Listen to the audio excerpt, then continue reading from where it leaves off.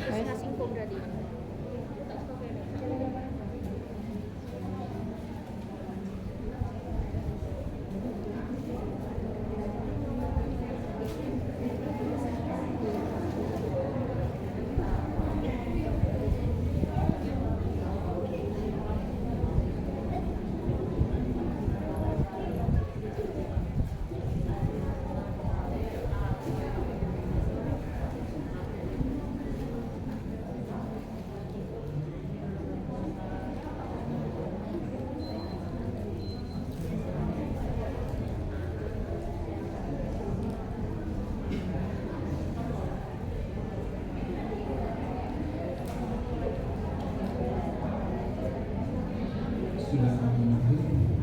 Assalamualaikum warahmatullahi wabarakatuh.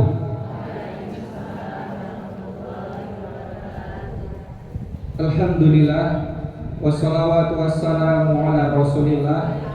Asyhadu an la ilaha illallah wahdahu la syarikalah wa asyhadu anna Muhammadan abduhu wa rasuluh. Amma ba'du.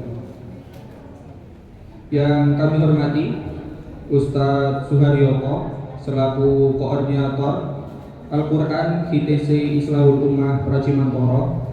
Yang kami hormati Ustadz Gagas Susilo selaku mudir dari Pondok Pesantren Imam Marzuki Gidiroyo sekaligus pemateri pada kajian sore hari ini. Yang kami hormati Ustadz dan Ustazah, pengajar, pengampu, staf karyawan ITC Islahul Ummah Pracimantoro. Yang kami hormati Bapak Ibu jamaah wali santri rahimani wa rahimakumullah. Pertama-tama dan paling utama, mari kita panjatkan puja dan puji syukur kehadirat Allah Subhanahu wa taala atas segala rahmat, atas segala nikmat, hidayah, taufik yang telah diberikan kepada kita semuanya, sehingga pada kesempatan sore hari ini kita dapat berkumpul bersama dalam keadaan sehat walafiat, insyaallah tidak kurang suatu apapun. Sholawat serta salam tidak lupa mari kita curahkan kepada junjungan kita semuanya, Nabi kita, Nabi Agung, Nabi Muhammad Sallallahu Alaihi Wasallam. Berikut juga untuk para keluarganya, para sahabatnya, serta para pengikut-pengikutnya yang setia menjalankan sunnah juga tuntunannya ila yaumil qiyamah. Sebelumnya kami ucapkan selamat datang, ahlan wa sahlan di Masjid An-Nur Sambiroto ITC Islahul Ummah. Mungkin yang baru bergabung pertama kali karena mungkin santri baru, wali santri baru ya, ibu-ibu, kami ucapkan selamat datang. Tidak lupa kami juga ucapkan terima kasih banyak, jazakumullahu khairan wa barakallahu fikum. Terima kasih banyak atas waktunya yang telah disempatkan pada kesempatan sore hari ini. Semoga Allah memberkahi panjenengan semuanya dan semoga Allah membalas panjenengan semuanya dengan kebaikan. Amin, Allahumma amin. Bapak Ibu jamaah rahimani wa rahimakumullah, sebelumnya izinkan saya sebagai MC moderator pada kajian sore hari ini untuk membacakan susunan acara pada kajian Karimah, kajian rutin Islahul Ummah pada sore hari ini, Sabtu 18 Juli 2026. Yang pertama adalah pembuka, yang kedua ada tilawah Al-Quran yang nanti insya Allah akan dibacakan oleh Mas Adam Faruk Syaukilah. Yang ketiga yaitu sambutan yang akan disampaikan oleh koordinator Al-Quran Ustadz Suharyoto. Lalu acara yang keempat yaitu tausiah ataupun materi, penyampaian materi dengan tema profil muslim terbaik yang insya Allah akan disampaikan oleh Al-Ustadz Gagas Susilo hafizahullah ta'ala, mudir Pondok Pesantren Imam Marzuki Gidiroyo. Dan insya Allah nanti kita akan buka sesi tanya jawab. Kemudian acara yang kelima ataupun acara terakhir yaitu penutup. Mari kita awali pada kajian sore hari ini dengan membaca basmalah secara bersama-sama. Bismillahirrahmanirrahim. Alhamdulillah.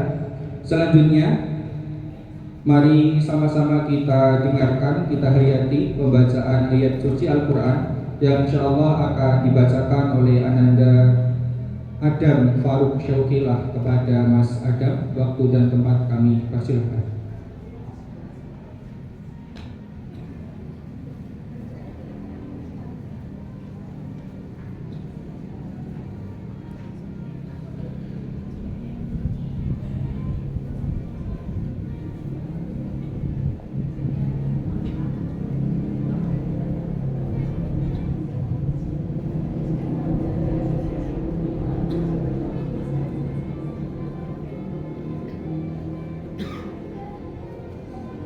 Assalamualaikum warahmatullahi wabarakatuh. Waalaikumsalam warahmatullahi wabarakatuh. A'udzu billahi minasyaitonir rajim. Bismillahirrahmanirrahim. Kuntum khaira ummatin ukhrijat linnasi ta'muruna bil ma'rufi wa tanhauna 'anil munkari wa tu'minuna billah. Walau amana ahlul kitabi lakana khairan lahum minhumul mu'minuna wa aktsaruhumul fasiqun. Lan yadurrukum illa adha wa yuqatilukum yuwallukumul adbar thumma la yunsarun. Duribat 'alaihimud dillatu aynama tuqifu illa bihablin minallah illa bihablin minallahi illa bihablin minallahi wa hablin minan nasi wa ba'u bighadabin minallah wa ba'u bighadabin minallahi wa duribat 'alaihimul maskanah. Dzalika bi annahum kanu yakfuruna bi ayatillahi wa yaqtulunal anbiya'a bighairi haqq. Dzalika bima 'asaw wa kanu ya'tadun. Laisu sawa'a min ahlil kitabi ummatun qa'imatun yatsluna ayatillahi ana al-laili wa hum yasjudun. Yu'minuna billahi wal yawmil akhir wa ya'muruna bil ma'rufi wa yanhauna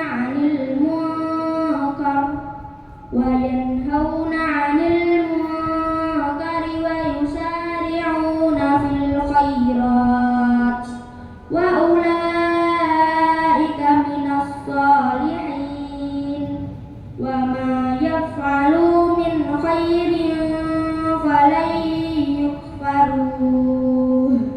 Wallahu alimun bil muttaqin. Shadaqallahul adzim. Wassalamualaikum warahmatullahi wabarakatuh.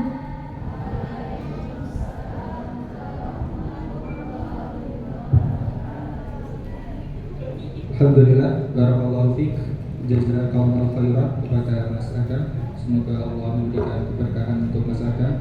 Semoga Allah membalas kebaikan untuk Ustaz kami. Allahumma amin. Ya, selanjutnya kita memasuki acara yang ketiga. Selanjutnya kita memasuki acara selanjutnya atau acara yang ketiga, yaitu sambutan yang insya Allah akan disampaikan oleh Ustadz Suharyoto selaku koordinator Al-Quran KTC Islahul Ummah. Kepada beliau waktu dan tempat kami persilakan.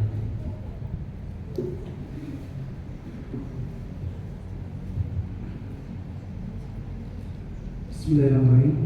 Assalamualaikum warahmatullahi wabarakatuh.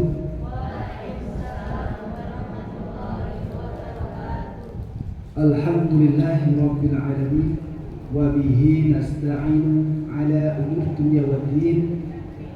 Asyhadu an la ilaha illallah wahdahu la syarika lah wa asyhadu anna Muhammadan 'abduhu wa rasuluh. Allahumma shalli ala Muhammad wa ala ali Muhammad. Yang terhormat Ustadz Bagas Susilo, Mudir Pondok Pesantren Imam Marzuki Hirwoyo.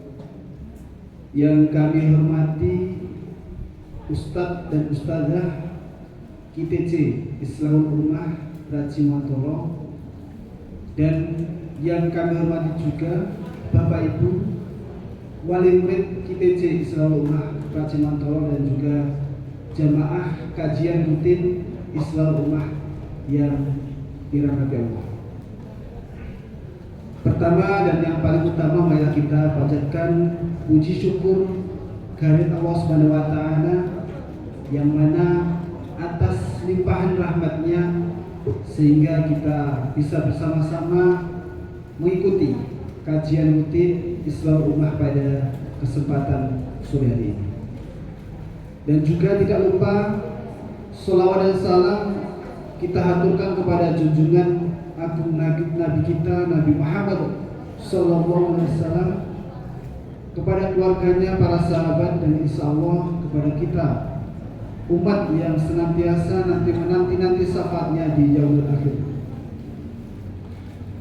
Jemaah yang dimuliakan Allah, kami selaku panitia yang pertama mengucapkan selamat datang atas kehadiran Bapak Ibu semua di acara rutin KTC Islahul Ummah, yaitu Karimah, yang mana Karimah ini rutin kita selenggarakan setiap 1 bulan sekali.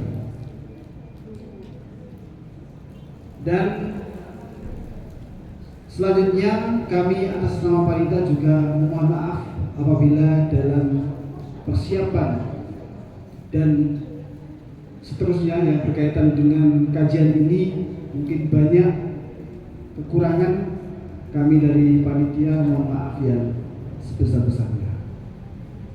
Dan untuk kesempatan pada sore hari ini kami juga memohonkan izin pimpinan KTC yaitu Ustadz Ahmad Ali Hasanuddin SPD, yang mana pada kesempatan sore hari ini tidak bisa bersama kita karena ada kepentingan.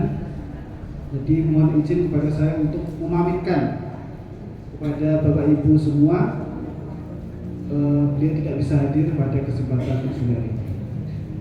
Dan selanjutnya harapan kami selaku panitia, kami berharap kepada Bapak Ibu jamaah semua agar kita selalu istiqomah mendatangi kajian rutin ini.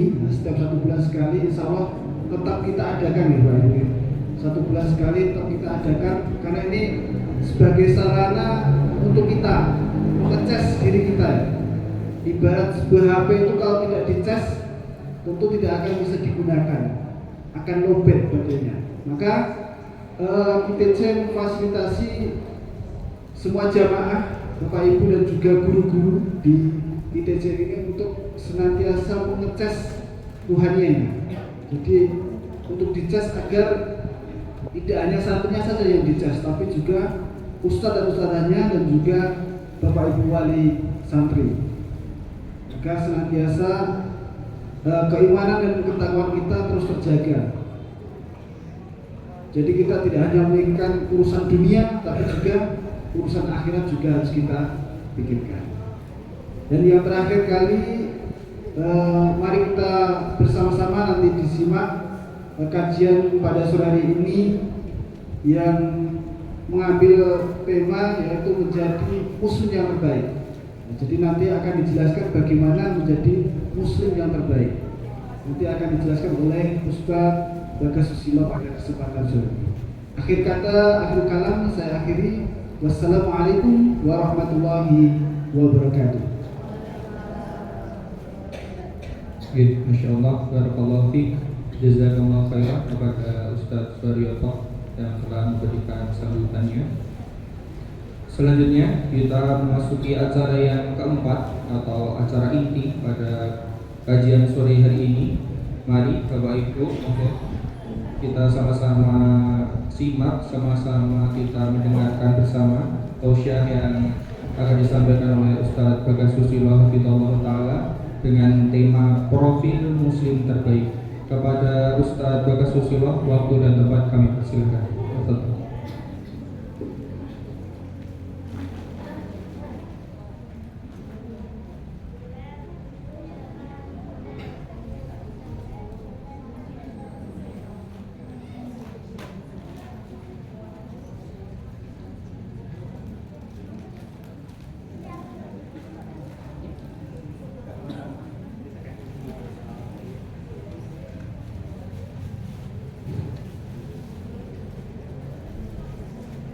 Bismillahirrahmanirrahim. Assalamualaikum warahmatullahi wabarakatuh.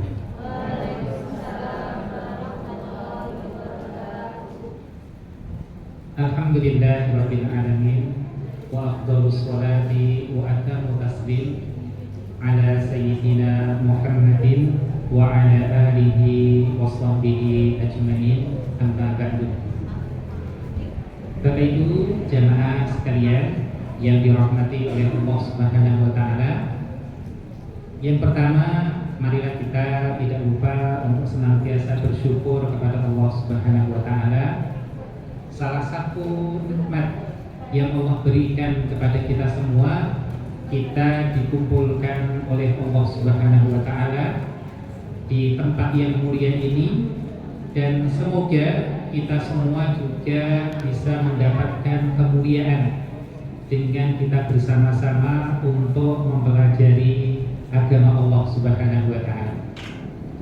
Kemudian jemaah yang dirahmati oleh Allah Subhanahu wa taala, tema yang kita sampaikan pada kesempatan sore hari ini yaitu profil muslim terbaik.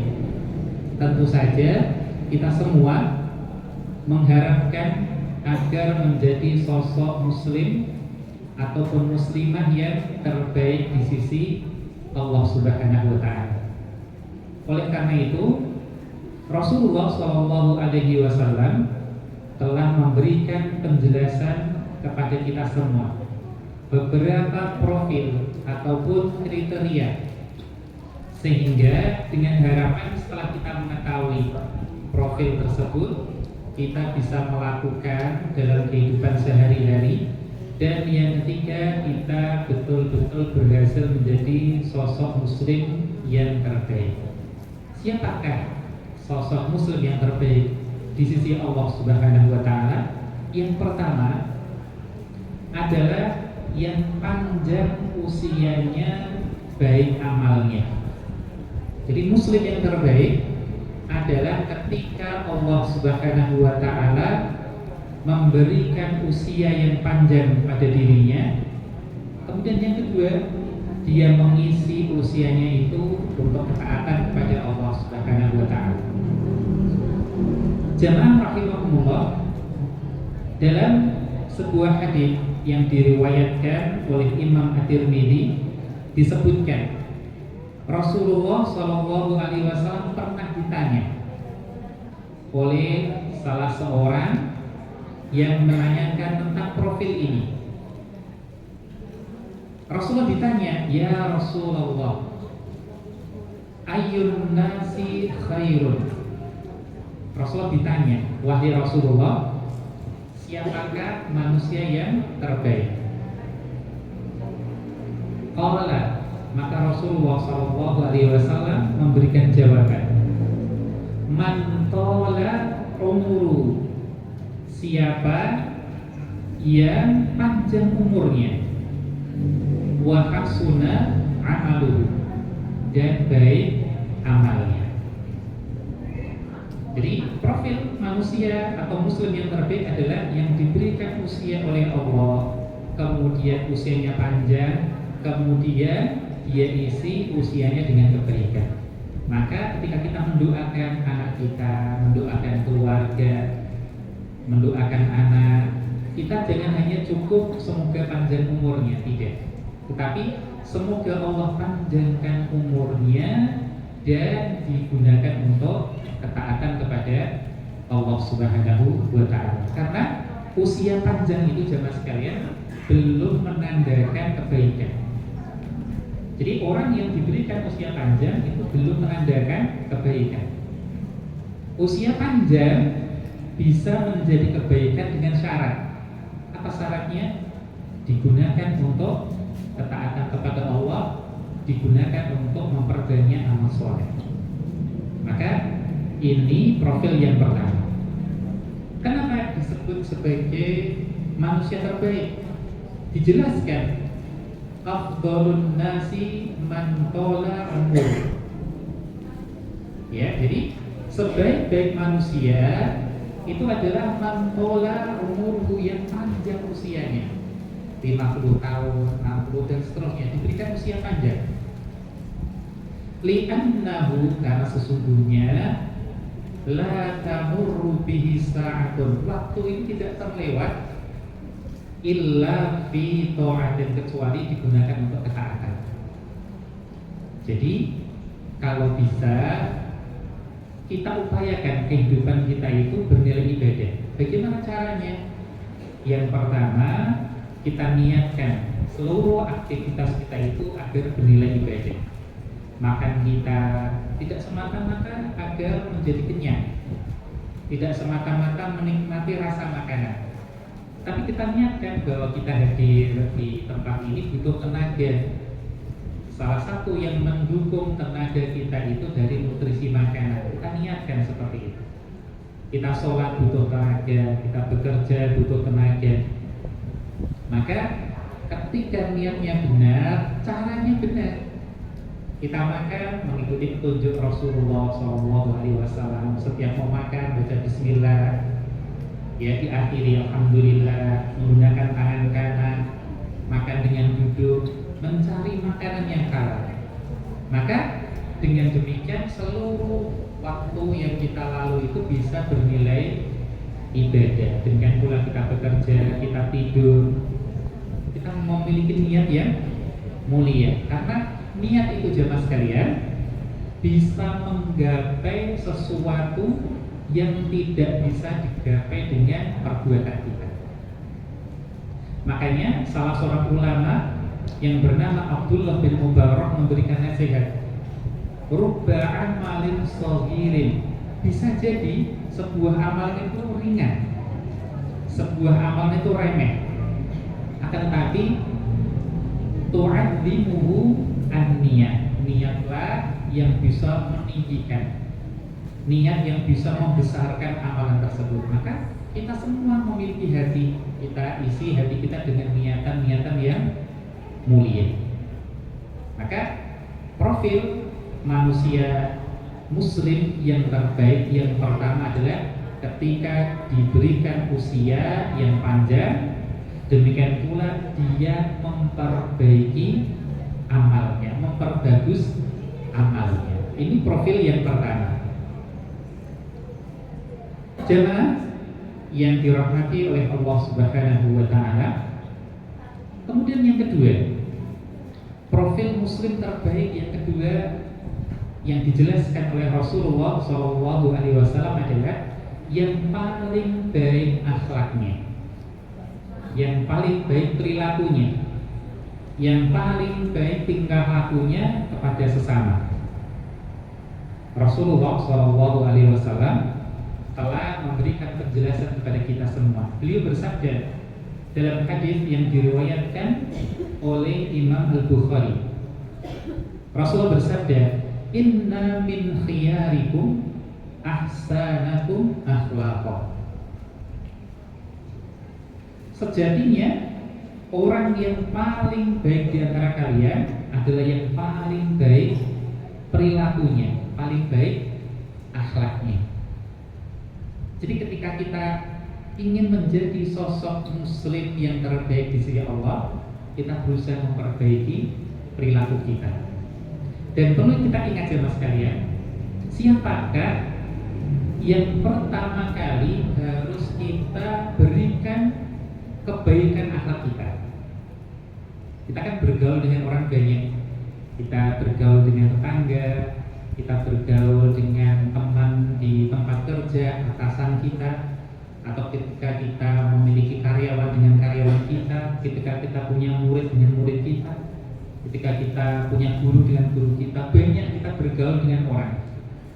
Tapi siapakah yang pertama kali berhak mendapatkan perilaku baik kita?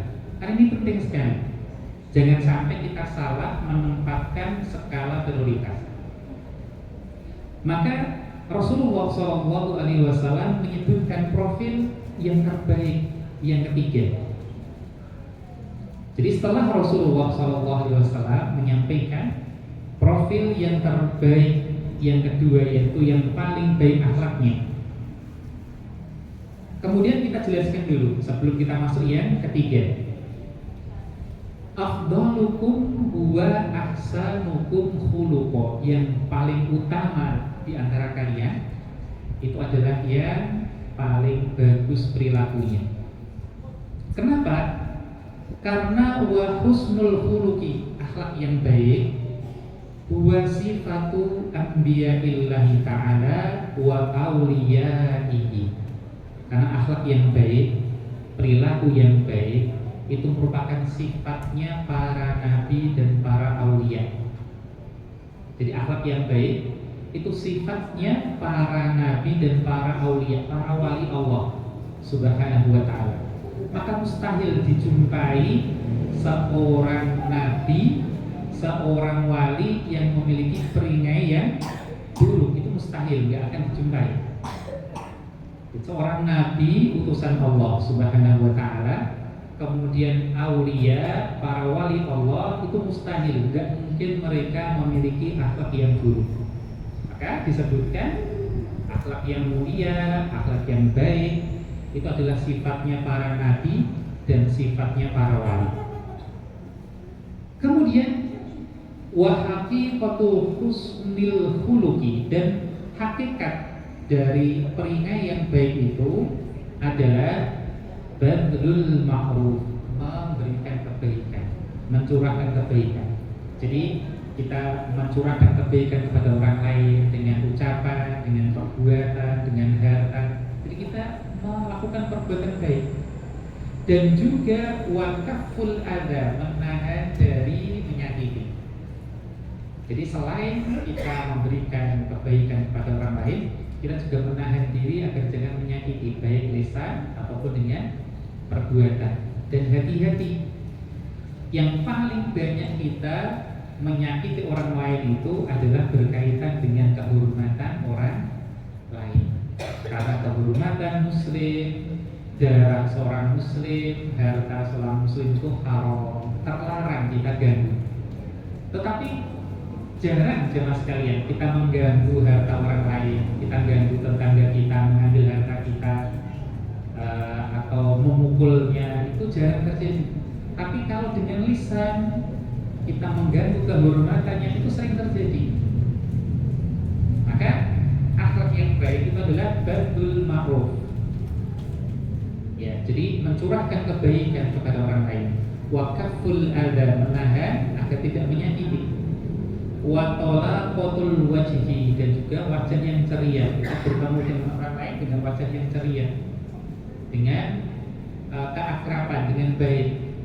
Karena ini bentuk akhlak yang mulia, sifatnya para nabi dan sifatnya para wali Allah Subhanahu wa ta'ala. Dan juga wa mukhalatatun nasi bil jamil, dan juga kita berbuat yang terbaik kepada orang lain. Jadi kuncinya jemaah sekalian, kita berupaya untuk selalu berupaya berbuat baik ke semua orang. Tetapi diingat, jangan berharap semua orang lain berbuat baik kepada kita. Jadi kuncinya seperti itu. Kita berupaya pada tetangga dekat, tetangga jauh, keluarga dekat, keluarga jauh, siapapun itu, kita berupaya untuk berbuat baik kepada semua manusia. Tapi jangan berharap semua orang itu berbuat baik kepada kita, karena akan kecewa. Gak mungkin semua orang itu suka kepada kita, gak mungkin. Kita tinggal di satu RT, gak mungkin satu RT itu 100% suka dengan kita. Tetapi kita berupaya untuk berbuat baik kepada warga satu RT itu, insya Allah bisa. Kenapa jemaah sekalian? Al-Imam Asy-Syafi'i rahimahullah ta'ala pernah memberikan nasihat kepada kita semua. Ridhon nas, kerelaan manusia. Kalau bahasa Jawanya apa itu? Legone menungso. Nah gitu. Legone sak kabeh menungso. Ghayatun, cita-cita la tudrok, yang tidak akan mungkin dicapai. Jadi kita mengharapkan kerelaan semua manusia, kita mencari legone kabeh menungso, ghayatun la tudrok, sebuah harapan yang tidak akan pernah tercapai. Jadi kita akan semakin sedih, semakin kecewa. Kenapa? Mengharap semua orang itu baik kepada kita, nggak mungkin. Tetapi yang mungkin kita berbuat baik kepada semua orang. Kita harus berusaha seperti itu. Dirubah pola pikirnya. Jadi ketika ada orang bertemu dengan kita berwajah masam, ya jangan sampai dimasukkan ke dalam hati. Bisa jadi dia berwajah masalah, bisa jadi ada sesuatu, ada orang lain yang membicarakan keburukan kita. Sudah biarkan saja. Tetapi ketika kita berupaya untuk berbuat baik kepada semua orang, itulah yang akan menjadikan derajat kita naik di sisi Allah Subhanahu wa ta'ala. Jadi profil manusia yang terbaik, muslim yang terbaik yang kedua adalah yang terbaik apa? Perilakunya, yang terbaik akhlaknya. Yaitu dengan kita berusaha memberikan yang terbaik dengan ucapan, dengan perbuatan, dan juga mencegah agar jangan sampai menyakiti orang lain, dan juga kita bersabar ketika mendapatkan gangguan dari orang lain. Itu tadi, jangan sampai kita memiliki harapan semua orang itu harus berbuat baik kepada saya, semua orang harus ramah kepada saya, semua orang lain harus menghargai saya, semua orang harus hormat kepada saya. Nah itu akan kecewa. Sebuah harapan yang akan berakhir dengan kekecewaan. Kemudian jamaah yang dirahmati oleh Allah Subhanahu wa ta'ala, sekarang profil yang ketiga. Profil muslim yang terbaik yang nomor 3 itu siapa? Masih ada kaitannya dengan yang kedua. Tadi telah kita singgung, siapakah yang paling berhak untuk mendapatkan perilaku baik kita?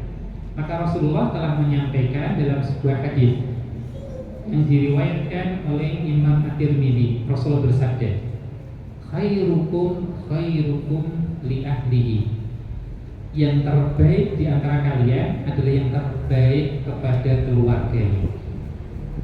Jadi profil muslim yang terbaik yang ketiga adalah seorang muslim yang paling baik perilakunya kepada keluarganya. Kenapa jemaah sekalian? Kenapa bisa orang yang terbaik kepada keluarganya itu disebut sebagai seorang muslim yang terbaik? Barangkali jemaah ada yang bisa memberikan jawaban ini. Kenapa? Kenapa kok yang terbaik pada keluarganya itu disebut muslim yang terbaik? Kenapa ukurannya itu keluarga? ada jamaah ibu-ibu yang mau mencoba menjawab, memberikan jawaban. Kenapa? Yang jadi tolak ukur itu kok keluarga?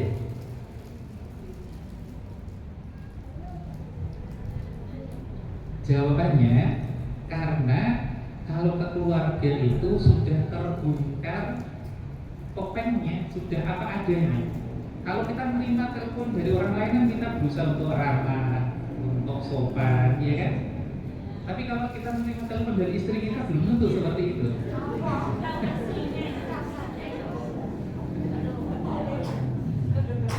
Iya kan?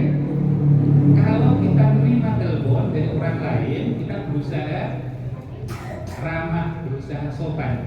Tapi ketika kita menerima telepon dari istri kita, belum tentu kita seramah itu.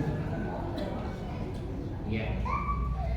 Yang kedua misalnya, anak tetangga kita main ke tempat kita, menumpahkan air minum. Itu beda sikap kita ketika anak kita sendiri yang menumpahkan air minum. Lebih marah ke anak tetangga atau anak kita? Karena topeng kita sudah terlepas semua. Apa ya, bahasa Jawanya itu sudah ora tedeng aling-aling. Ora tedeng aling-aling bloko suto. Terus opo enaknya langsung diucapkan. Maka ketika seorang itu bisa yang paling terbaik kepada keluarganya, maka dia adalah seorang muslim yang terbaik. Dalam hadis ini dijelaskan min afdhalikum, dari sebaik-baik kalian, termasuk bagian yang terbaik di antara kalian, fi husnil khuluqi, dalam akhlak yang baik, wal muamalati wal muasyarati khairukum linisa. Jadi ini sebetulnya nasihat ini terkhusus kepada para suami sebetulnya. Jadi kepada diri saya dan kepada saudara semuanya, para suami. Tapi nanti juga bisa berlaku untuk para ibu itu, bahwa seorang laki-laki yang terbaik itu adalah yang terbaik kepada istrinya, sebagaimana kata Rasulullah Shallallahu Alaihi Wasallam. Dan Rasulullah sudah mencontohkan ketika Rasulullah menyampaikan khairukum li ahlihi, sebaik-baik kalian adalah yang terbaik kepada keluarganya, maka Rasulullah melanjutkan wa ana, dan saya, maksudnya Rasulullah, khairukum min ahli, adalah yang terbaik kepada keluarga saya. Telah dicontohkan oleh Rasulullah Shallallahu Alaihi Wasallam. Jadi afdhalun nas mu'amalatan, jadi yang terbaik dari manusia dari segi pergaulan itu adalah li nisaihi, yaitu kepada istrinya, min ahlihi, dari keluarga, wa zaujatihi, ya istrinya, wa dzawi rahimihi, dan juga yang masih ada hubungan kekerabatan. Fahunna, mereka itulah, ya ini tadi yang kita sampaikan, mereka itulah ahakku, yang paling berhak, bi husni sohbah, yang paling berhak mendapatkan paling baik dalam pergaulan. Jadi ini nasihat ya terkhusus untuk diri saya sendiri dan juga pada saudaraku semua, para bapak, bahwa yang paling berhak untuk mendapatkan perilaku yang terbaik itu adalah keluarga kita. Jadi kalau kita orang yang kaya harta, yang paling berhak untuk mendapatkan manfaat itu adalah keluarga kita. Kalau kita orang yang memiliki ilmu, yang paling berhak untuk mendapatkan bagian dari ilmu kita itu adalah keluarga kita. Kalau kita memiliki orang yang lembut, menjadi orang yang sopan, maka yang paling berhak untuk mendapatkan lemah lembut kita, sopan kita itu adalah keluarga kita. Kalau kita orang yang kuat dari segi fisik, dari kekuasaan, maka orang yang paling berhak untuk mendapatkan perlindungan kita itu adalah anak istri kita, keluarga kita, dan seterusnya. Jangan sampai keliru. Kita di mata orang lain itu orang yang baik, orang yang sopan, orang yang dermawan, tetapi di keluarga kita menjadi orang yang menakutkan. Jangan sampai, dan ini banyak terjadi. Banyak terjadi orang yang di luar itu sangat bagus, tapi ketika di dalam sangat menakutkan bagi istrinya, bagi anak-anaknya. Maka Rasulullah telah memberikan petunjuk kepada kita semua. Demikian pula tadi telah kita sampaikan di depan. Walaupun secara detail ini nasihat kepada para suami, pada saya dan juga saudaraku para bapak, akan tetapi bisa berlaku bagi para wanita. Wanita yang terbaik adalah wanita juga yang terbaik pada keluarganya, yang paling taat kepada suami, paling penyayang kepada anak-anaknya. Ini adalah profil seorang muslimah yang terbaik. Kita berikan yang terbaik itu untuk keluarga kita.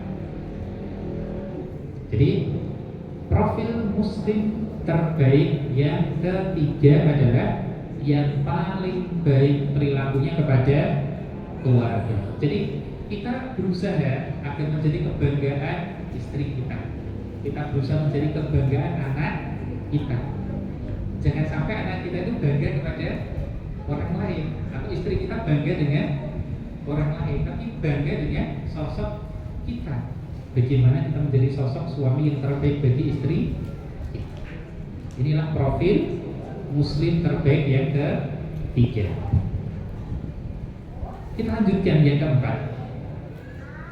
Profil muslim terbaik yang keempat adalah yang terbaik di dalam membayar hutang. Yang terbaik di dalam membayar hutang. Rasulullah SAW bersabda di dalam hadis yang diriwayatkan oleh Imam Muslim,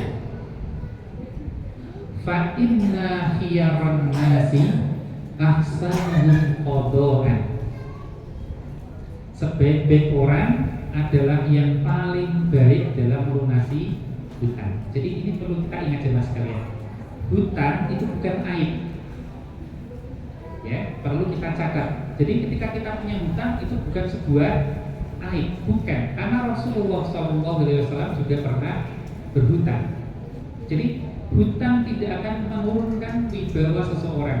Hutang tidak akan membuat orang itu tercela. Tetapi ingat, cara kita itu yang akan menjadikan kita mulia atau hina. Jadi bukan hutangnya. Diperbolehkan seorang itu berhutang, apalagi dalam keadaan yang terpaksa, bukan sebuah aib. Jadi nggak usah malu ketika kita punya hutang.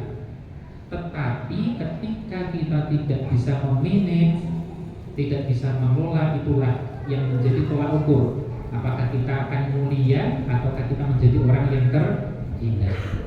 Yang pertama, kita berhutang untuk kebutuhan, untuk sesuatu yang kita inginkan. Anak sakit, sekolah, orang tua sakit, dan seterusnya. Panjenengan semua mungkin lebih bisa mengetahui. Tetapi jangan sampai untuk sesuatu yang hanya sekedar keinginan. Saya ingin, tapi nggak butuh, ingin saja.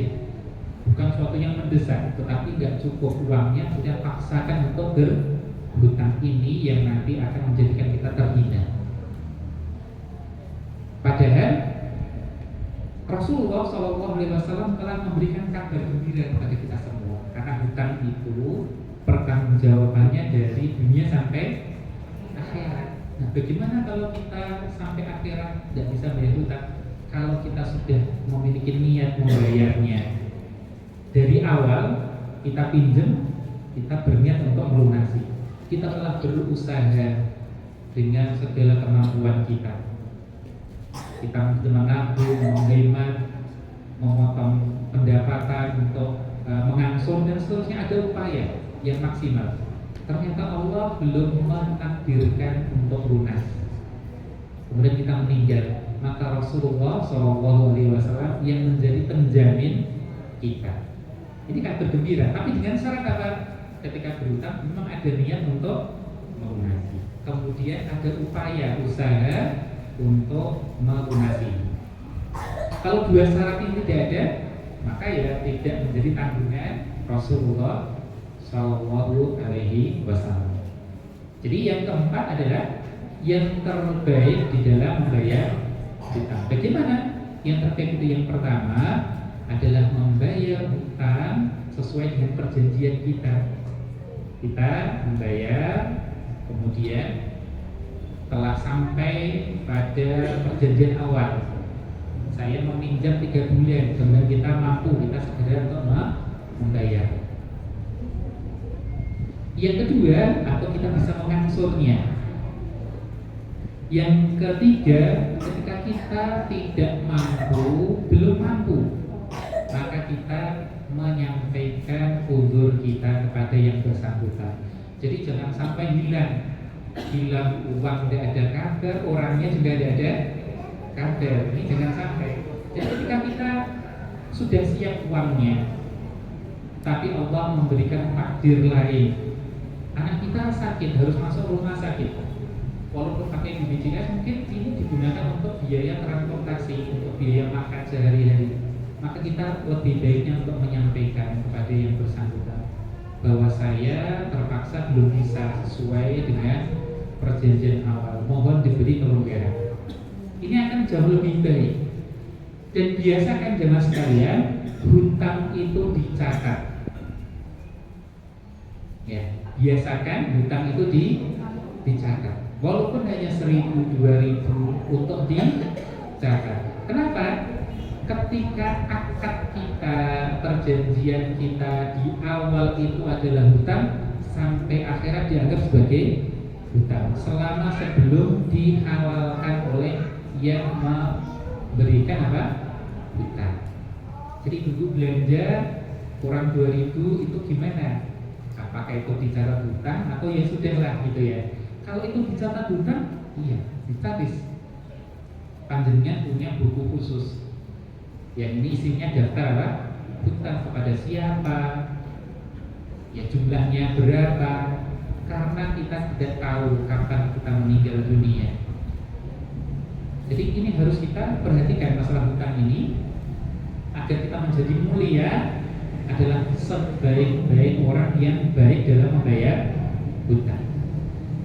Dan salah satu cara terbaik dalam membayar hutang itu adalah disebutkan anna afdalan nasi wa ajwadahu man idza istaqrada. Sebaik-baik kalian adalah barang siapa yang ketika dia itu hutang, radda ma alaihi, dia memberikan bi afdala, dengan yang lebih baik, mimma akhadahu, dari yang dia ambil, duna istiratil muqrid, tanpa ada persyaratan. Ya, jadi kalau ada persyaratan tidak boleh, tapi kalau tanpa persyaratan, jadi misalnya saya baru butuh uang 500.000 karena terpaksa anak saya masuk rumah sakit, harus nyewa mobil, ya rumah sakitnya agak jauh, yang peralatannya lebih canggih. Kemudian saya minta izin untuk pinjam uang, tanpa ditanya banyak, langsung diberikan pinjam. Nah, sebagai rasa syukur kita sangat bahagia, kita ditolong, karena belum tentu ya kita itu pinjam uang, kita tuh hutang langsung dapat di zaman itu, belum tentu. Ada yang dapat, ada yang tidak, ada yang dapatnya mudah, ada yang dapatnya sulit, macam-macam. Dan kita dapat dengan mudah. Maka ketika seseorang itu mengembalikan, itu diberikan tambahan. Kita pinjam 500.000, kemudian ketika kita dapat rezeki, kita kembalikan 550.000 sebagai wujud apa? Syukur kita. Tapi dengan syarat apa? Duna istiratil muqrid, tanpa ada persyaratan di depan. Ya, hatta la yakuna riba, hingga bukan tercatat sebagai riba. Kalau disyaratkan di depan maka nggak boleh. Saya pinjami 500 tapi nanti kamu kembalikannya harus 510, 520, makanya tidak boleh. Kalau tanpa persyaratan, murni dari keinginan yang meminjam, ini diperbolehkan. Maka masuk dalam kategori yang terbaik dalam membayar hutang. ada kisah jamaah sekalian. Rasulullah SAW itu pernah pinjam, tapi bukan uang. Rasulullah pernah pinjam hewan. Hewan dipinjam oleh Rasulullah. Hewannya itu unta kurus. Hewannya itu adalah unta, dalam keadaan dipinjam itu apa?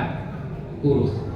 Ketika Rasulullah mengembalikan pinjaman unta tersebut, untanya itu dibayarkan dengan unta yang gemuk. Jadi Rasulullah telah mencontohkan yang terbaik di antara kalian, yang terbaik dalam bayar utang. Tidak kebalik, dulu pinjamnya gemuk, kembali sudah cacat, sudah kurus. Nah, ini Rasulullah mencontohkan ya, yang terbaik adalah dengan membayar yang terbaik. Jadi ini jemaah sekalian, hutang bisa menjadikan seseorang itu mulia, hutang bisa menjadikan seorang itu terhina. Tinggal bagaimana kita mengelolanya. Niatnya harus diluruskan, usahanya harus dimaksimalkan. Itu akan menjadikan hutang itu menjadi mulia. Tapi bisa kalau kita salah, hutang bisa menjadikan kita terhina. Jadi ini profil muslim yang terbaik. Yang keempat adalah yang terbaik di dalam membayar hutang.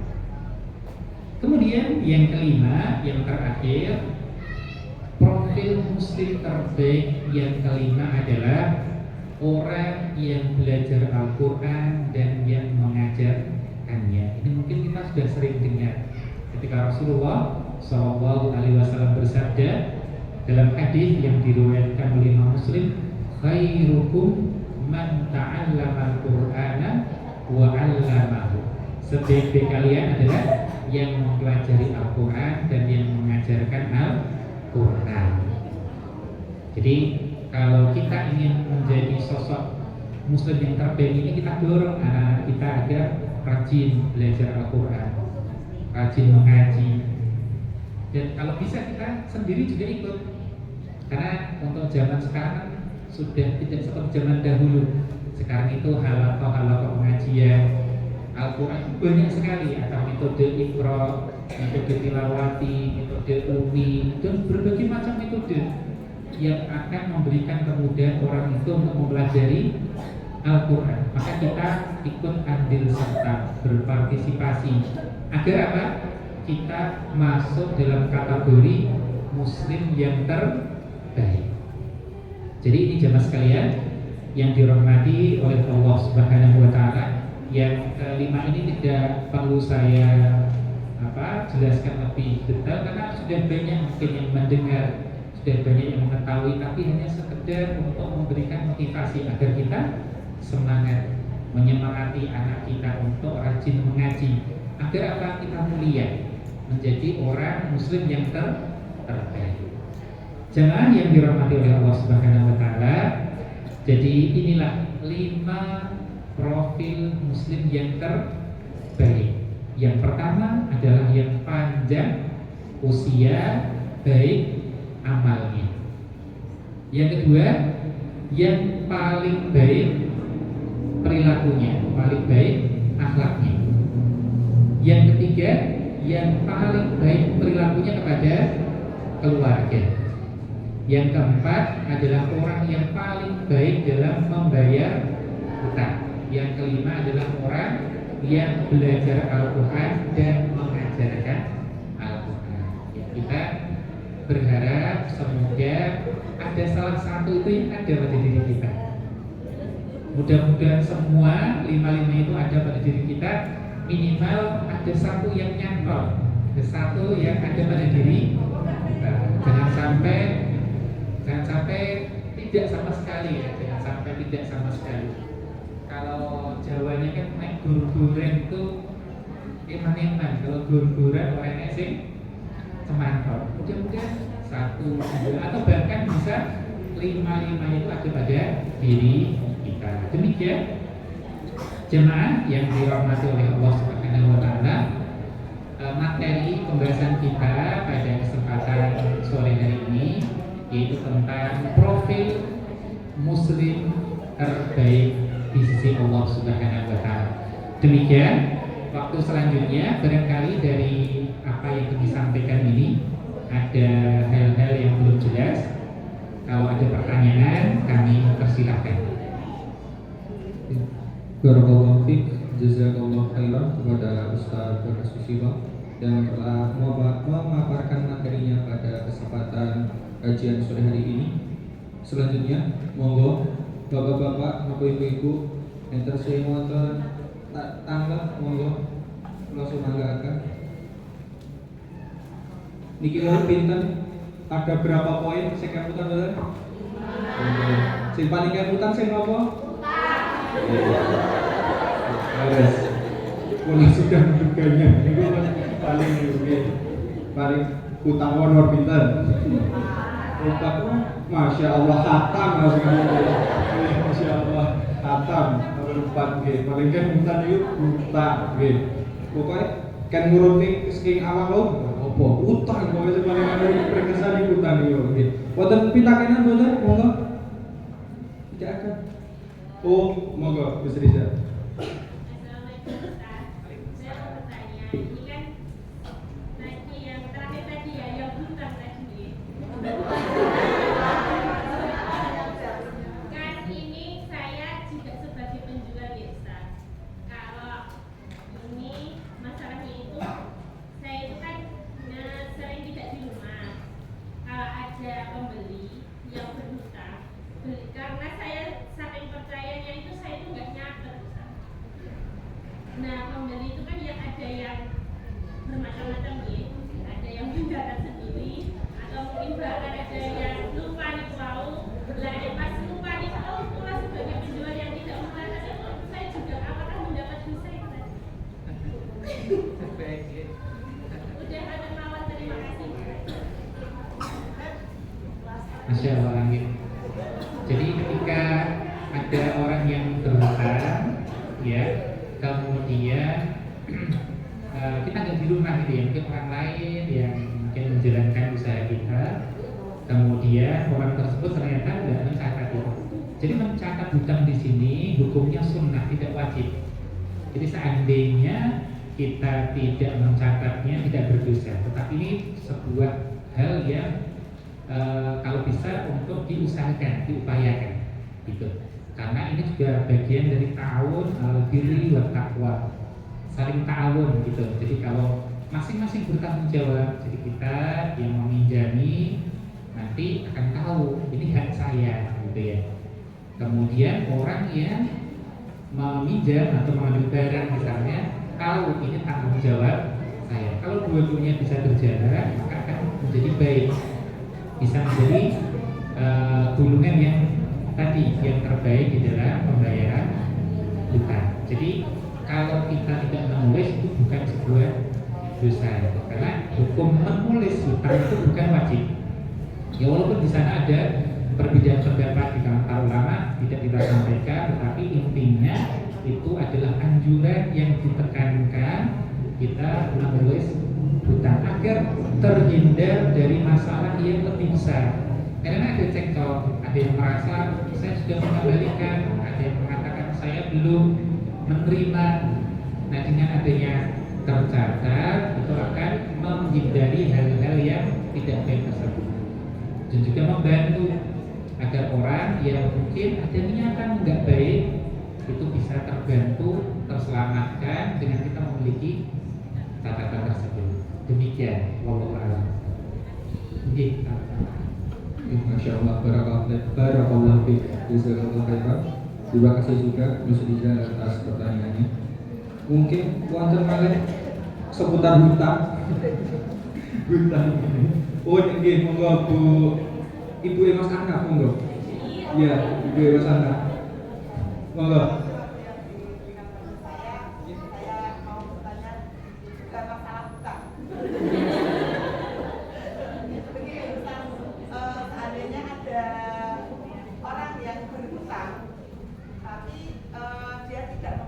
Dan yang diberi, yang dihutangi itu sudah mengikhlaskan, itu bagaimana hukumnya? Apakah nanti orang yang berhutang itu besok itu sudah bisa terlepas dari tanggungan? Ya, dari apa? Azab, dari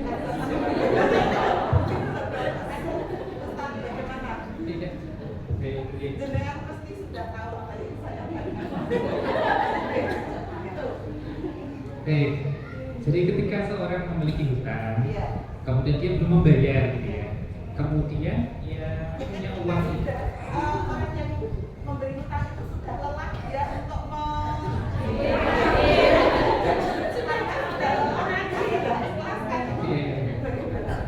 Iya, baik. Bisa dipahami.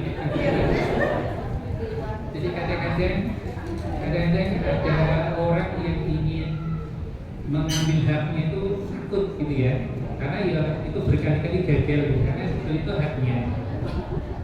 Baik, jadi ketika orang itu memiliki hutang, kemudian yang punya uang itu sudah mengikhlaskan, ya.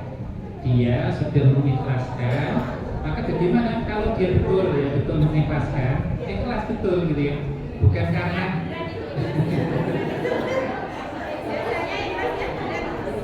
iya, karena bisa jadi ada orang yang sudah menutup bukan karena ikhlas tapi karena jengkel gitu ya. Karena sudah berkali-kali gagal menanyakan gitu ya. Maka kalau memang betul ikhlas ya, kemudian dia berdoa kepada Allah, ya Allah, ini hak saya. Berapa puluh ribu, berapa ratus ribu itu hak saya, tetapi ini saya relakan, tidak saya ambil dengan harapan engkau menolong saya di akhirat sebagai bentuk apa? Kebaikan kita. Maka ini yang bersangkutan sudah terlepas. Tetapi perlu kita ingat juga ya bahwa hutang itu muamalah antara manusia dengan manusia. Kita juga perlu mempertimbangkan juga banyak ya, tidak hanya satu dua, banyak. Apakah dia itu orang yang betul-betul layak untuk mendapatkan pembebasan dari kita? Karena ada orang yang betul-betul layak ya. Jadi mungkin orangnya rajin bekerja, tidak aneh-aneh gitu ya. Tapi memang keadaannya sulit untuk mengembalikan itu apa? Sulit, dan tidak ada informasi dari tetangganya, dari keluarganya. Dia itu boros, dia itu foya-foya, dia itu jadi tidak. Maka orang yang seperti ini memang mendapatkan kelayakan untuk dikasih. Tetapi kalau ada indikasi orang ini bukan hanya ke kita, ke orang lain juga seperti itu, bukan hanya satu dua tapi banyak kejadian. Maka kalau kita mengikhlaskan perlu ditinjau ulang, perlu dimusyawarahkan, perlu mungkin kita berdoa agar apa? Jangan sampai kita niatnya menolong tapi menjerumuskan dia. Karena kalau tipe yang seperti itu ya, tipe yang tidak amanah, kita bebaskan, nanti bisa jadi korbannya orang lain ya, seperti itu. Jadi secara umum itu baik, boleh, dan itu akan menggugurkan tanggung jawab dia secara umum ya. Tapi secara khusus per kasus itu harus dilihat secara detail, tipe orangnya seperti apa. Apakah orang yang memang betul berhak kita bebaskan ataukah sebaliknya. Demikian ya, wallahu a'lam. Mudah-mudahan bisa membantu ini. Ya, Masya Allah, barakallahu fiik, jazakallahu khairan. Jika ada pertanyaan masuk lewat online, cekling ada nih. Terkait poin yang mau nikah Ustaz, yang terbaik kepada keluarganya, ini poin ketiga nih. Pun buatan utang mulai kita move on ini. Tapi ampun dilupakan utang ini.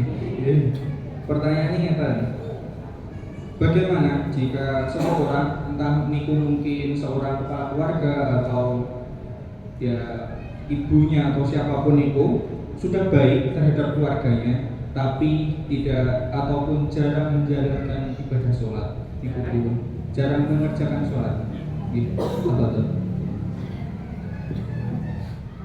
Jemaah sekalian, jadi pertama yang menjadi ukuran itu bagaimana dia beradab kepada Allah Subhanahu wa Ta'ala. Tentu saja ini adalah ukuran yang tidak boleh untuk ditinggalkan. Ya, jadi tadi mungkin ada yang terlupa kita sampaikan ya, bahwa ini tadi semuanya adalah hubungannya dengan sesama manusia. Akan tetapi yang menjadi pokok dasar itu adalah hak Allah Subhanahu wa Ta'ala, bukan hak yang lain. Maka ketika dia itu tadi kepada keluarga sudah baik, ya, tetapi dia tidak menjalankan kewajiban, maka apakah termasuk dalam hadis ini? Tidak. Kenapa? Karena ketika dia baik kepada makhluk yang dia baiki itu adalah ciptaan Allah Subhanahu wa Ta'ala. Bagaimana dia berbuat baik kepada makhluk sementara dia durhaka kepada Sang Khaliq? Maka walaupun dia baik kepada keluarganya, tapi kewajibannya sering atau kadang-kadang dari ditinggalkan? Sering ditinggalkan ya. Pertanyaan kan sering atau ada? Sering ya, sering ditinggalkan ya. Itu tidak masuk dalam kategori yang ketiga ini. Kenapa? Karena kewajiban dasar yang harus dia jalankan kepada Khaliq itu terlalaikan. Maka ini belum tercatat seperti itu. Jadi ibaratnya jemaah sekalian, ibaratnya itu seperti mata uang ya. Mata uang ada dua sisi, harus ada dua-duanya. Makanya sebagai pelengkap, Rasulullah SAW pernah ditanya, amalan apa yang paling banyak memasukkan manusia ke dalam surga? Maka Rasulullah menjawab dengan dua jawaban singkat, taqwallah wa husnul khuluq. Yang paling banyak menyebabkan orang masuk surga itu adalah ketakwaan dia kepada Allah dan perilaku dia yang baik. Maka kalau satu itu gugur, apalagi yang paling pokok yaitu ketakwaan kepada Allah, maka ini belum masuk dalam kategori yang ketiga. Demikian Allah. Insyaallah barakallahu fiik, jazakallahu khairan. Terus saya mau teman kita kena monggo nopo buat cuma toko game insyaallah ya.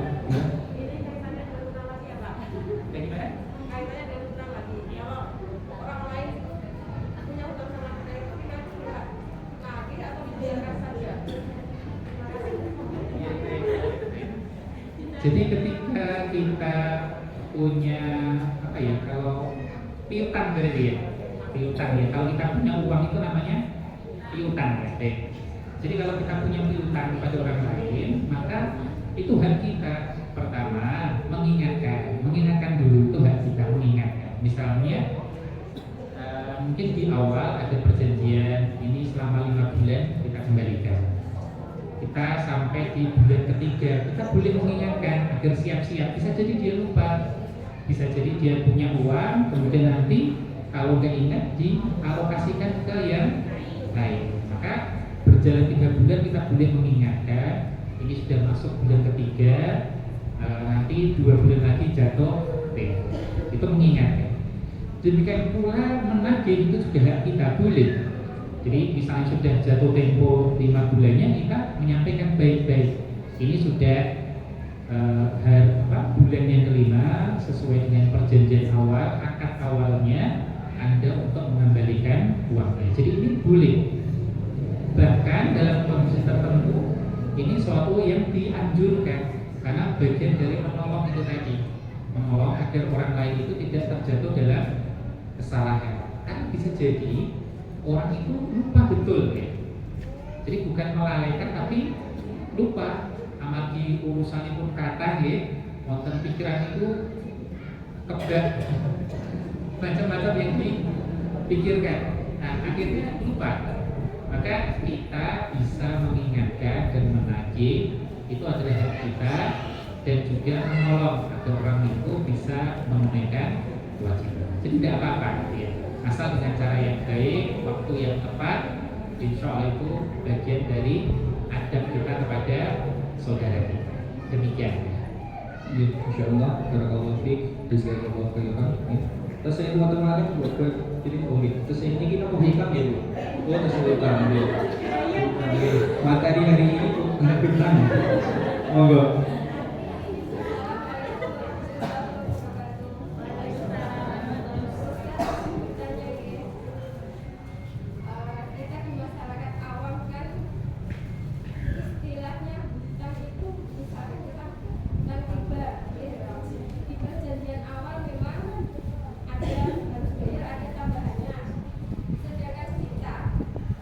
Setelah tahu bahwa itu dosa, kita kan sudah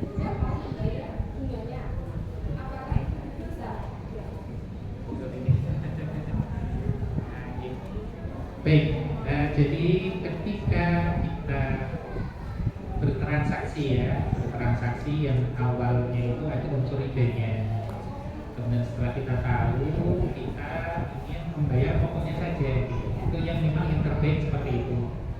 Tetapi nanti bagaimana? Tentu saja orang yang punya uang ini kemungkinan besar akan menolak kan ya. Dan itu bagaimana kalau kita? Maka mohon maaf ya kalau seperti ini mungkin bisa ditanyakan ke ustadz yang lain atau yang lebih mengetahui tentang ekonomi ya. Karena nanti kan dari segi hukum bagaimana, dari segi kalau dari segi syariat memang seperti itu. Kita pinjam 200 ya bayarnya 200, kecuali kalau tadi kita menambah tanpa ada persyaratan sebagai untuk terima kasih kita. Tapi untuk kasus seperti itu bagaimana solusinya? Mohon maaf saya belum berani menjawab, khawatir salah ya, karena ini nanti kaitannya dengan masalah ekonomi ya, masalah perjanjian di awal, apalagi kalau dengan lembaga ya, dengan lembaga nanti bagaimana itu saya tidak tahu ilmunya kalau masalah seperti itu. Beda kalau mungkin orang per orang, ini orang per orang atau dengan lembaga ini. Lembaga, nah apalagi kalau dengan lembaga, saya khawatir nanti kalau salah di dalam memberikan apa? Jawaban. Jadi mohon maaf, Allah alam saya tidak bisa memberikan jawaban. Kalau sama orang mungkin ya bisa di lobby atau bagaimana ya, ada upaya gitu ya. Tapi kalau dengan lembaga ini katanya dengan bukti kekuatan hukum dan seterusnya. Saya khawatir nanti kalau salah dalam memberikan jawaban, jadi saya mohon maaf ya, mungkin bisa ditanyakan ke ustaz yang lainnya yang mungkin bisa lebih paham tentang masalah muamalah ya, apalagi ada kaitan tentang ekonomi seperti itu. Mohon maaf ya Juni, belum bisa memberikan jawaban, khawatir salah gitu. Barakallahu fiik, jazakallahu khairan. Terus sing wonten malih hutan, nggih. Hutan ini Masya Allah, hutan ya tema sore hari ini. Ini monggo. Kalian sih siap-siap nggih, dipanggil terus menit. Monggo.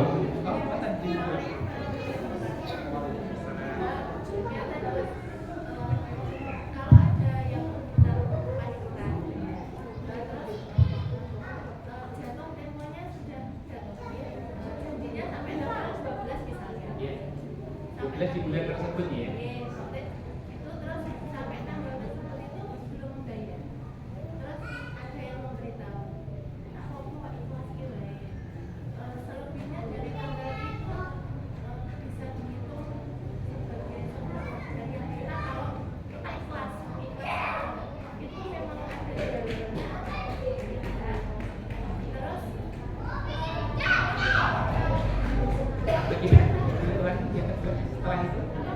Setelah itu gimana? Tidak tahu kabarnya, tidak ada informasi apa-apa. Insya Allah sudah melupakan. Terus ada kabar lagi kok meninggal ternyata itu kalau memang bukan ada darahnya, selepasnya tanggal itu aja sebagai saudara sama kakak putus karena dia meninggal. Jadi yang kita ketahui ada sebuah hadis, man yassara ala muqsirin, barang siapa yang memberi kemudahan kepada orang yang kesulitan. Jadi muqsir di situ dijelaskan oleh para ulama adalah orang yang memiliki hutang dan keberatan di dalam membayar. Maka ketika orang itu memberikan kemudahan, man yassara ala muqsir, jadi dia memberikan kemudahan kepada muqsir itu orang yang terlilit apa? Hutang, dia kesulitan, bukan tidak mau membayar tapi kesulitan. Maka dia akan mendapatkan kemudahan dari Allah Subhanahu wa taala. Maka dia akan diberi kemudahan oleh Allah Subhanahu wa taala. Maka memberikan kemudahan kepada muqsir ini ada beberapa cara. Yang pertama adalah seperti tadi, langsung dibebaskan. Ya langsung dibebaskan. Maka ini berpahala, ya berpahala seperti ini, karena dia telah memberikan kemudian kepada orang yang memang betul-betul kesulitan dalam membayar hutang. Yang kedua, masuk kategori man yassara 'alal muqsir, memberikan kemudahan kepada orang yang kesulitan dalam kehidupan itu adalah menambah temponya. Jadi misalnya memang tadi tanggal 12 tadi belum bisa ya, belum bisa. Tidak langsung dilunaskan, tetapi ditambah. Berarti bulan depan, 12 bulan depan atau 12 2 bulan berikutnya, itu masuk bagian dari memberikan kemudahan. Maka ketika kita melakukan salah satunya, maka termasuk bagian dari kita memberikan kemudahan kepada orang yang kesulitan kehidupan, dan balasannya Allah akan memberikan kemudahan kepada kita di dunia dan di akhirat, akan diberikan kemudahan. Kemudian memang ada hadis, barang siapa yang memberikan pinjaman satu kali seperti orang yang bersedekah. Tapi wallahu alam, saya belum begitu ingat ya pernah membaca itu. Semoga di lain waktu mungkin saya bisa sampaikan kepada Ustadz di sini atau kepada panitia. Mungkin ketika ada Ustadz yang baru menyampaikan, mungkin bisa dititipkan ini jawabannya ini. Jadi memang ada hadis, tapi bunyinya bagaimana, kemudian bagaimana penjelasannya saya lupa itu. Ketika kita memberikan pinjaman itu seperti kita bersedekah sekali kepada orang itu baru memberikan pinjaman. Apalagi kalau ketika kita betul-betul ikhlas, dia berhak, kemudian kita bebaskan seperti itu. Wallahu a'lam bishawab. Demikian. Masya Allah, barakallahu fiik. Sampun deh, sampun. Hutangnya terlunas, guys. Amin. Amin, ampun deh. Dibandingin mungkin hutangnya sampai lunas. Tapi gini sahur, aku betul sahur. Iya, para. Sampun ini saya buatan pitakan oleh terkait hutang. Satu kata horor, hutang. Iya, Masya Allah. Barakallahu fiik, jazakallahu khairan kepada Ustaz Bagas Susilo yang telah menyampaikan memaparkan materi pada hari ini terkait profil muslim terbaik. Kami ucapkan sekali lagi jazakumullahu khairan. Terima kasih banyak atas ilmu dan nasihat yang insya Allah sangat bermanfaat sekali pada kita semuanya. Semoga Allah memberikan keberkahan atas ilmu yang telah disampaikan dan menjadikan sebagai amal jariah untuk Ustaz Bagas Susilo. Amin Allahumma amin. Selanjutnya kita memasuki acara yang terakhir, yaitu penutup. Sebelum kajian pada sore hari ini kita tutup, izinkan saya menyampaikan beberapa informasi terlebih dahulu. Ya, untuk insya Allah untuk kita agenda minggu depan, gitu, akad depan itu untuk mungkin Giri Tontor dan sekitarnya. Itu saya mungkin dalamnya Giri Tontor atau Praci sektor timur. Insya Allah kami HITC mengadakan itu, gitu, apa namanya itu, ya Allah, seminar gitu, untuk guru Al-Quran atau mungkin untuk guru Al-Quran, baik TPA atau mungkin koordinator Al-Quran ataupun lain sebagainya. Insya Allah nanti hari Ahad tanggal 20 berapa nih mungkin, akad depan gitu. Akad depan Insya Allah Masjid Bani Wijono utara kantor kecamatan gitu. Saged mungkin misal wonten sing ajeng daftar mungkin saged WA admin PTC. Nggih. Sebelum kita tutup, izinkan saya juga menyampaikan permohonan maaf yang sebesar-besarnya apabila dari kami selaku MC juga panitia pada kesempatan sore hari ini banyak kekurangan, banyak kesalahan, ada kurang, ada lebih, mungkin ada perkataan, candaan seputar hutang agak mungkin tidak enak, kurang berkenan di hati panjenengan. Mohon untuk dimaafkan yang sebesar-besarnya. Dan insya Allah kita bisa berjumpa kembali di bulan depan, insya Allah di bulan Agustus, bulan Merdeka. Allah saged dipanggih malih. Sebelum kajian sore hari ini kita tutup, kita berdoa dengan doa kafaratul majelis bersama-sama. Subhanallahumma wa bihamdika asyhadu an la ilaha illa anta astaghfiruka wa atubu ilaik. Alhamdulillahirabbil alamin. kurang dan lebih dari saya sekali lagi mohon maaf. Dera akan sugeng kondur fi amanillah, mugi dipun paringi keselamatan dumugi dalemipun piyambak. Amin. Akhirul kalam, alhamdulillahirabbil alamin, wassallallahu ala nabiyina Muhammad. Wassalamualaikum warahmatullahi wabarakatuh.